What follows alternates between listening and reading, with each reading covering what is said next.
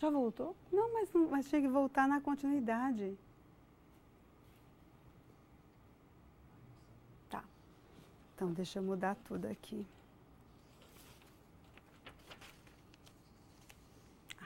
Muito bem.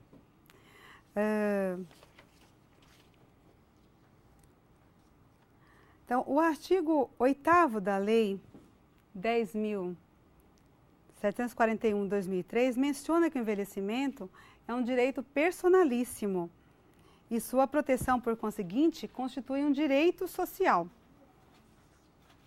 Prosseguindo, o artigo 9º atribui ao Estado a obrigação de garantir à pessoa idosa a proteção à vida e à saúde, mediante efetivação de políticas sociais públicas que permitam um envelhecimento saudável e em condições de dignidade. Mas o que significa ter condições de dignidade? A dignidade é o grau de respeitabilidade que um ser humano merece e que difere da caridade, né?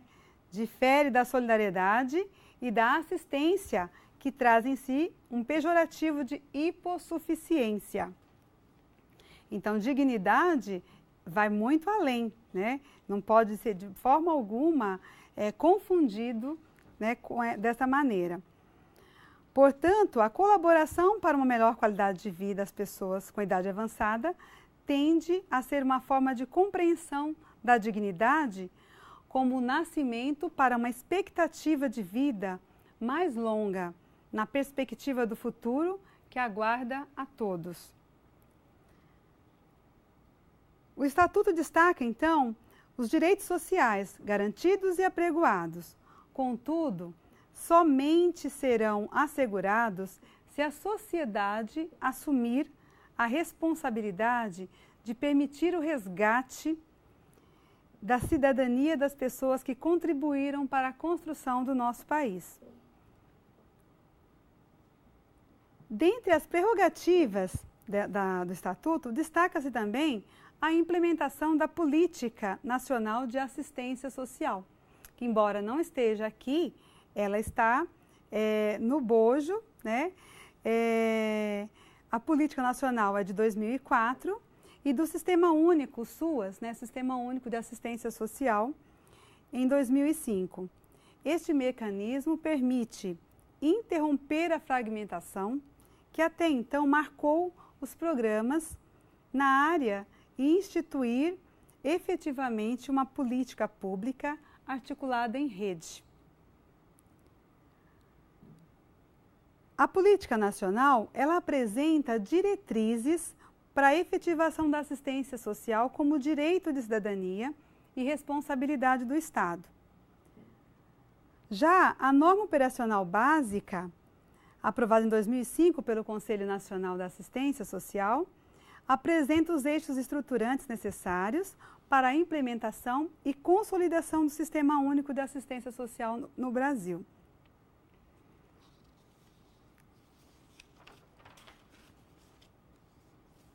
A Política Nacional de Assistência Social é também reconhecida como política de proteção, em vez de seguridade, considerando que, como proteção, a assistência social terá a missão de prover a proteção à vida, reduzir danos, monitorar populações em risco e prevenir a incidência de agravos à vida em face das situações de vulnerabilidade.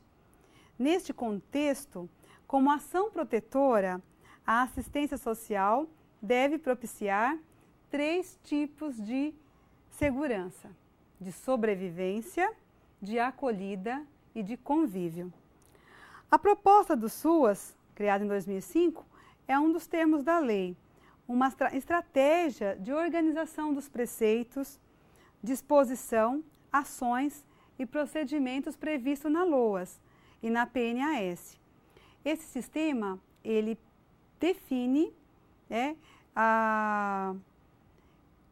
define como os serviços, os benefícios, os programas e projetos de políticas de assistência social vão ser organizados e colocados a serviço da população. Os padrões de atendimento, além das formas de acompanhamento e a avaliação do sistema. Destaca-se que a proteção social ao idoso, no âmbito da assistência social, implica tanto a garantia de renda como de serviços especializados, conforme a Lei Orgânica da Assistência e a Política Nacional de Assistência. Neste novo paradigma, as ações de assistência social se dividem em duas categorias de atenção, de acordo com a natureza, com o tipo e a complexidade de atendimento. Em proteção social, como proteção social básica e proteção social especial. O serviço de fortalecimento de vínculos é um dos serviços dentro da proteção que diz respeito diretamente à população idosa, no serviço de fortalecimento de vínculos voltado para os idosos com a perspectiva de quê? De desenvolvimento da autonomia, de sociabilidade, vivências em grupos, lazer, valorizar as experiências vividas dessa população.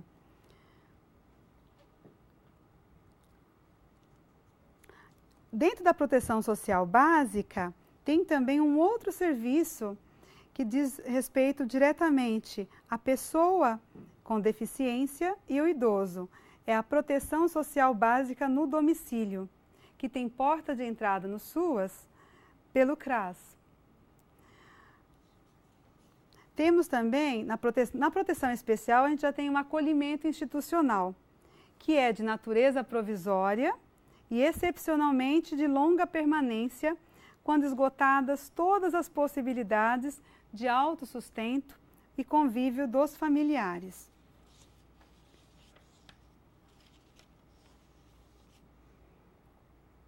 Quando não há mais flexibilidade nessas soluções, né? Comportam encaminhamentos efetivos e monitorados, apoios e processos que assegurem qualidade na atenção. O serviço de proteção social básica, ofertada no domicílio, para pessoa com deficiência e pessoa idosa, visa a promoção do acesso à rede socioassistencial, bem como os serviços de outras políticas públicas. E conforme dados do Censo CREAS 2011, 66% dos atendimentos foi para a população idosa vítima de negligência e outras formas de violência. Percebam a quantidade, né, de denúncias com relação à violência contra a pessoa idosa atendida pelo CREAS. 66% desses atendimentos foi em função de violências contra a pessoa idosa. Aí a política de saúde do idoso de 2006, né, foi instituída pela Portaria 2528, de 19 de outubro de 2006. É função das políticas de saúde contribuir para que mais pessoas alcancem as idades avançadas com o melhor estado de saúde possível. O envelhecimento ativo e saudável é o grande objetivo nesse processo. Se considerarmos a saúde de forma ampliada, torna-se necessária alguma mudança no contexto atual em direção à produção de um ambiente social e cultural mais favorável para a população idosa. Ou seja, saúde vista de uma forma mais ampla é pensar em saúde do ponto de vista também do quanto o social e os outros aspectos, né, culturais também vão determinar saúde ou doença. Então, é preciso a implementação de outros serviços, né, dentro da própria saúde, como também nessa rede, para que realmente tenha promoção de envelhecimento saudável. E a manutenção da máxima capacidade funcional do indivíduo que envelhece, pelo maior tempo possível. O foco central dessa política significa a valorização da autonomia ou a autodeterminação e a preservação da independência física e mental do idoso. Tanto as doenças físicas quanto as mentais podem levar à dependência e, consequentemente, a perda da capacidade funcional do idoso. A Política Nacional de Saúde, ela define que a atenção à saúde dessa população terá como porta de entrada a atenção básica com a saúde da família, tendo como referência a rede de serviços especializada de média e alta complexidade. Em 2006, tivemos também o Pacto pela Saúde. E em outubro do mesmo ano, foi instituído o Programa de Internação Domiciliar, o PID, dando sequência ao que foi definido pelo Pacto. Ao instituir essa modalidade de prestação de serviços, pretendia-se valorizar o efeito favorável do ambiente familiar no processo de recuperação de pacientes e os benefícios adicionais para o cidadão e o sistema de saúde. No grupo de cuidadores que a gente acompanha no Centro de Referência do Idoso, certa vez uma filha, ela relatou que para ela, o pai dela está inserido no PID, que era necessário, foi encaminhado, significava para ela também estar internada, porque ela não conseguia se desvincular, fazer outras atividades por conta de estar aguardando, né? E é uma exigência ter um cuidador. Então, há um avanço, sim, né? Que não dá para negar quando se coloca o PSF, né? As campanhas, o PID, mas também acontece o quê? O familiar, muitas vezes, ele fica refém, né? Ele tem que, é uma das condições para ele ter o atendimento. E aí, às vezes, ele não consegue dar conta dessa realidade. Então, há que se pensar também em alternativas de apoio domiciliar, que favoreça aí para esse cuidador um momento para ele também e que não dependa exclusivamente do atendimento dele, né, ou da presença dele para ocorrer o atendimento do serviço, tá?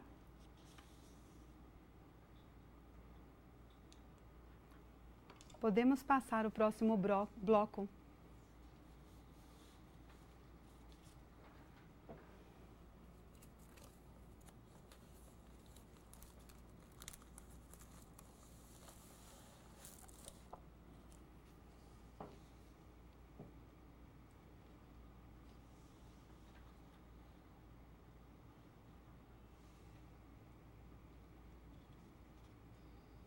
Tem mais um.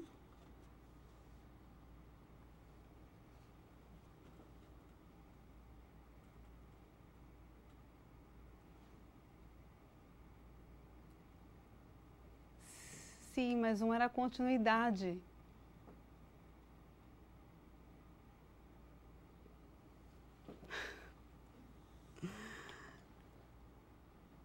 Entrando no terceiro módulo, a gente vai falar especificamente do Estatuto do Idoso e os programas de atendimento.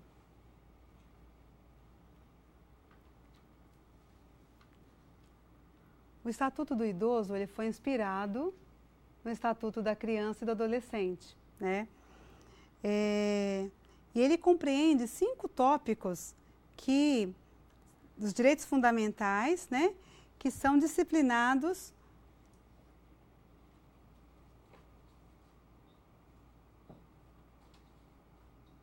Não achou?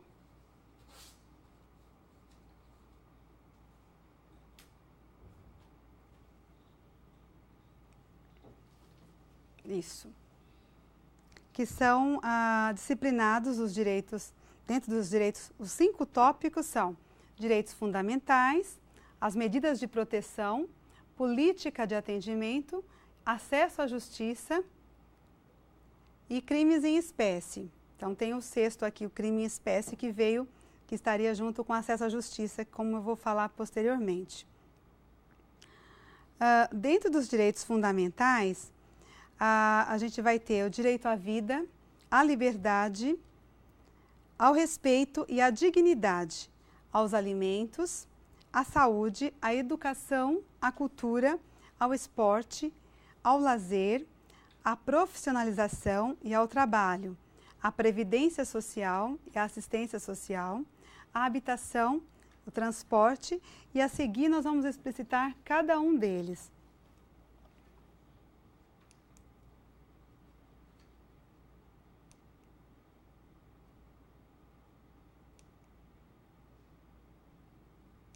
Próximo. Peraí. Foi. Direitos fundamentais. Então, começamos com o direito à vida, né? Que está contemplado no artigo 8 e 9, que é direito ao envelhecimento saudável, protegido pelo Estado. E direito de viver é ter meios de manter a sua subsistência, é ter os recursos necessários para você se manter. O segundo item, o segundo artigo é liberdade, respeito e dignidade, que é liberdade de locomoção, de participação na família e na comunidade, de opinião e de expressão, de crença religiosa e de buscar refúgio ou orientação. Dos alimentos, é a prestação de alimentos por familiares como obrigação solidária. Mas há que se ressaltar que não se trata só de alimentação, né? Ele vai além. Ele precisa suprir a necessidade, seja ele de vestuário, seja ele de habitação, de assistência médica, né? E ele vai se... Essa prestação de alimentos pela família vai ser regida pelo princípio da proporcionalidade.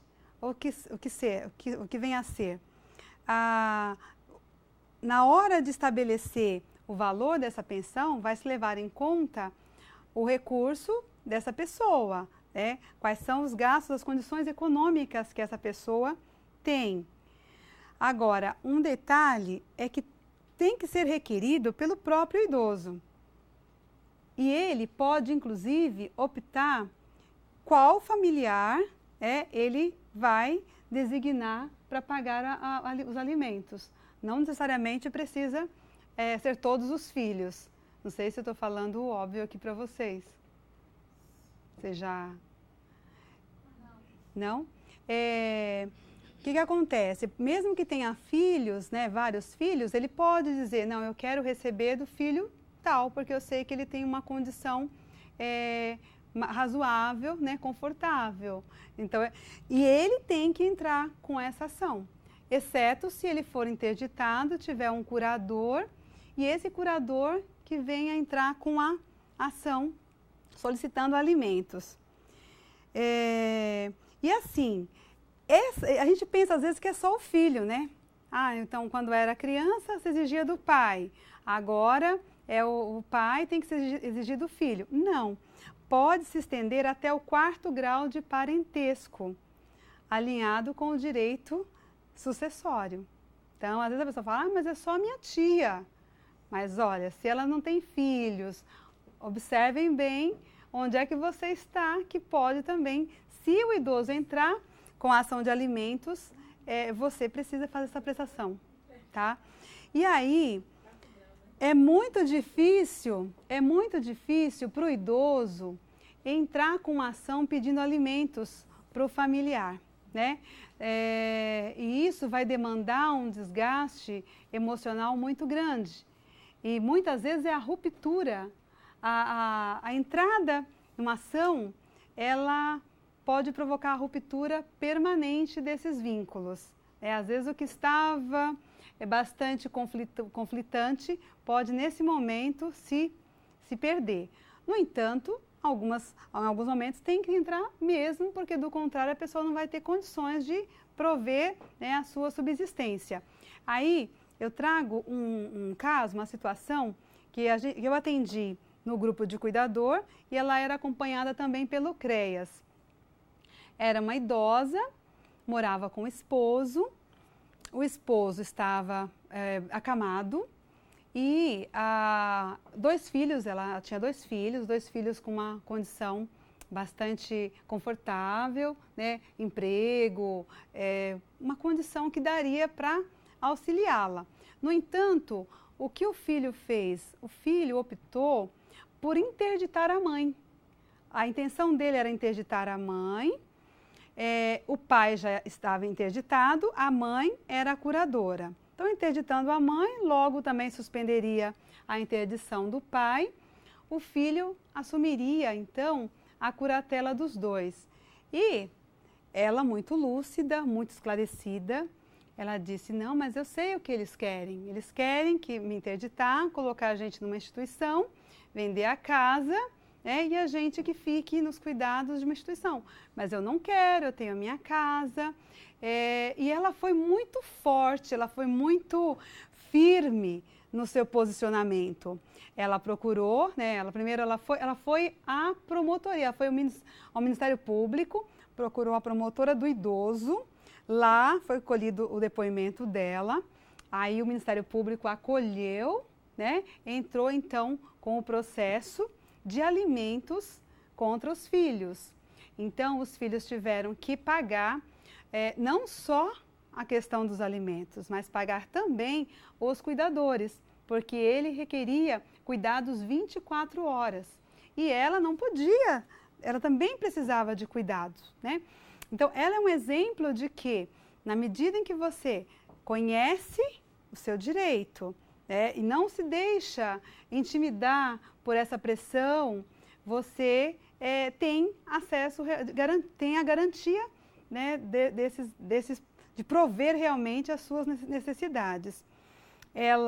Os filhos pediram avaliação da saúde mental dela, falaram que ela não estava bem, que ela estava louca, que ela não tinha condições de cuidar do esposo. Um pouco antes, eles chegaram a colocar uma pessoa lá dentro e retiraram ela da casa. Falaram que ela não ficaria lá, já que ela iria entrar com essa ação. Foi assim, um período bastante turbulento. Aí ela foi para a casa da irmã, ficou lá, mas assim, sempre procurava grupo de apoio, ia na assistência médica, participava dos grupos, falava com a psicóloga. Então assim, ela se muniu de todos os serviços que ela poderia ter para fortalecê-la e ela conseguir dar encaminhamento e continuar, pelo direito de continuar na casa dela, e continuar mantendo os cuidados do esposo dentro da sua própria casa.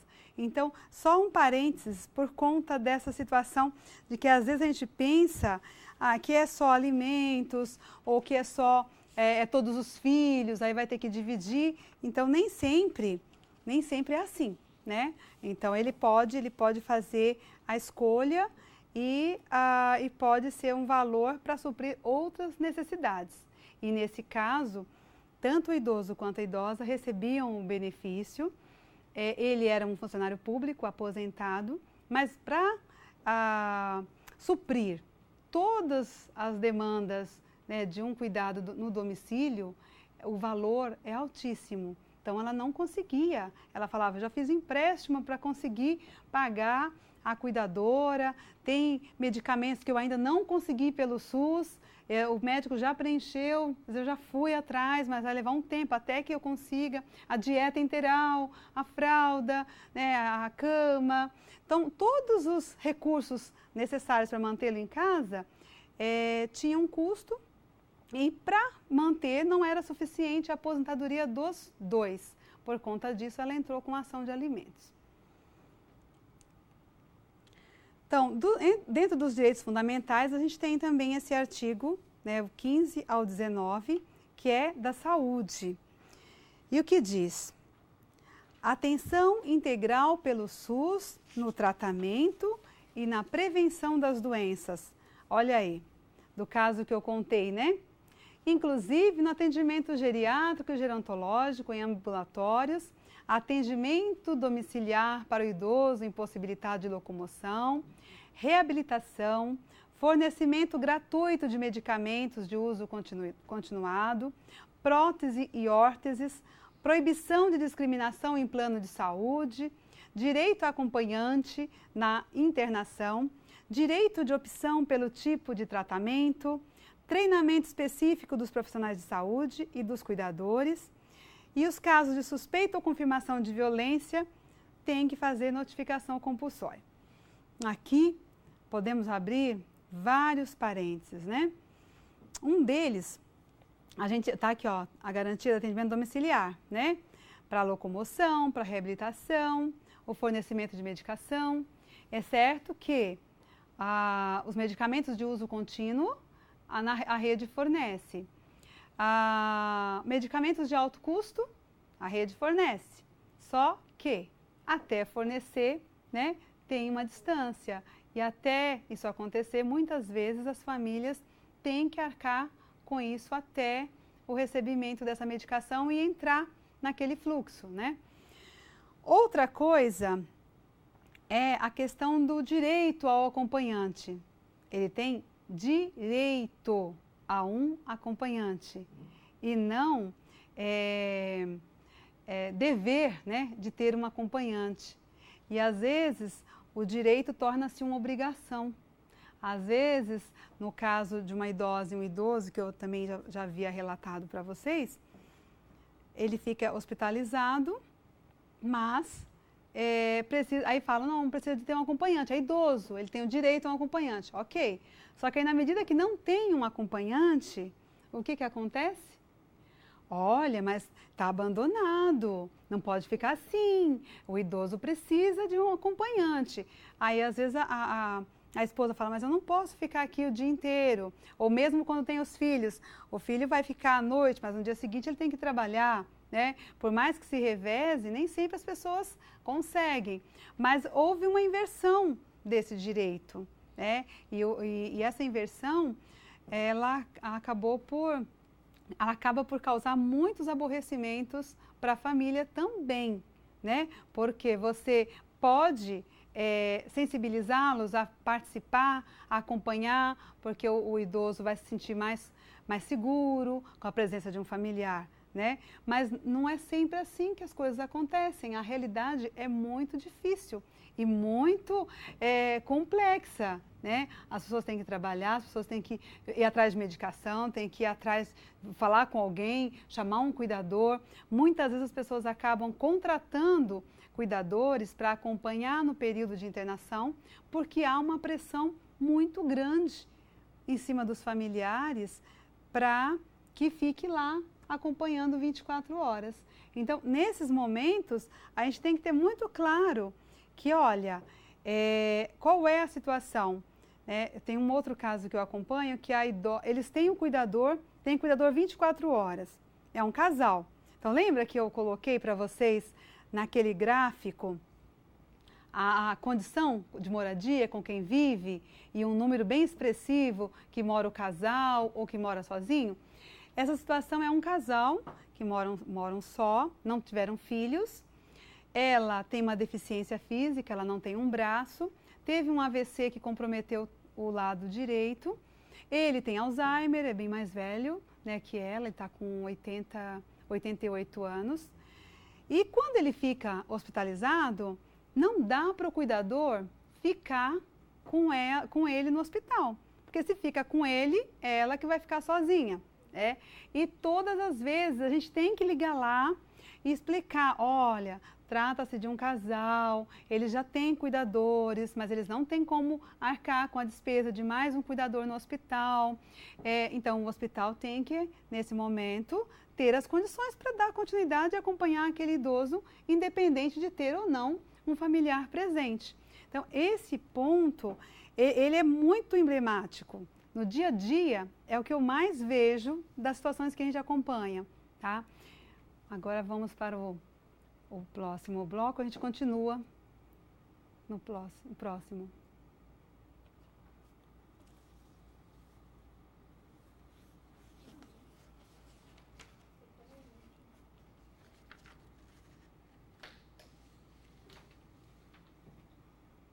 Já acabou todo o tempo? Eu pensei que já era o último. Não, porque eu estou no último. Jura? Já. 15 para 20 dá 7. E agora? O que a gente faz? Ai, meu Deus. Porque não terminou, né? Não. Gente, eu estava achando que o tempo... Não, vai dar 7 horas. Acho que está no ar. Tá. Então, o artigo da saúde é esse o aspecto que eu queria reforçar. Meu Deus, gente. Não acabou, Madá? Ai, meu Deus. E eu achei que ainda faltava mais um. Eu me perdi. Meu Deus. Eu me perdi no tempo, gente. No slide, né? E eu coloquei as referências, tá? Nossa, eu me perdi. Gente do céu! Poxa, agora que a gente ia discutir os artigos... Então, gente, e eu tava assim, eu não tava me soltando porque eu tava com medo. Tá ainda no ar? Tá. Mas acho que não. Você já mandaram desse lado tá no ar, mas aí eu acho que não. Desse lado está no ar. Estamos... Podemos continuar então um pouquinho? Acho que vai encerrar as considerações finais. Tá. Do aluno. Tem que ser do aluno. Então, pessoal, boa noite. Desculpa a gente não finalizar como eu gostaria. Eu gostaria então só de deixar aqui para vocês a frase dessa professora que eu acho que serão os velhos um peso para a sociedade? Ou é a sociedade, o poder público, a falta de solidariedade da maioria que torna pesada a vida de quem envelhece? Suzana Medeiros, 2003. Então, é algo para a gente pensar, né? Será os velhos ou será a sociedade que torna essa vida tão difícil para os nossos velhos? Obrigada. Ai.